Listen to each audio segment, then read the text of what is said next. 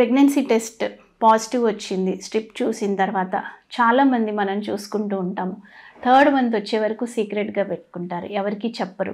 3వ నెల వచ్చి స్కాన్ అయ్యి అంత బాగుంది అన్న తర్వాత చెప్తారు. సో ఎందుకు ఈ 3rd మంత్ వరకు జనరల్గా డిస్క్లోజ్ చేయరు, సీక్రెట్గా ఉంచుకుంటారు, తెలుసుకుందామనుందా? Welcome to my channel. నేను డాక్టర్ సుజాత వెల్లంకి.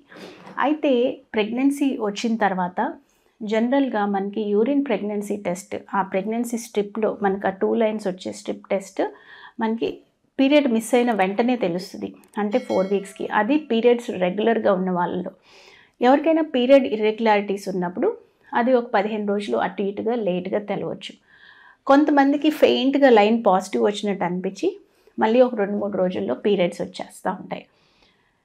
ఫస్ట్ 3 నెలల్లో జన్యుపరమైన లోపాలున్న ఎంబ్రియోస్ కనుక తయారైనప్పుడు మీ బాడీ ఆ ఎంబ్రియోని ఇంకా ఫర్దర్గా పెరగకుండా ఉండటానికి దానికి కావాల్సిన సపోర్ట్ ఆటోమేటిక్గా బాడీ గుర్తించి ఆపేస్తుంది.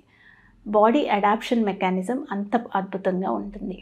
కనుక ఏమైనా అన్హెల్దీ ప్రెగ్నెన్సీ అయ్యి మనం ఒకసారి ఎవరికైనా పాజిటివ్ అని చెప్పి మళ్ళీ మనకి అబార్షన్ అయ్యింది అని చెప్పి ఆ బ్యాడ్ న్యూస్ ఇవన్నీ ఎందుకు అని జనరల్గా ఏంటంటే 3 మంత్స్ కంప్లీట్ అయ్యి స్కాన్ అంతా బాగుంది అని అనుకున్నప్పుడు షేర్ చేసుకోమని చెప్తూ ఉంటాము ఫ్రెండ్స్ అండ్ ఫ్యామిలీ మెంబర్స్తో.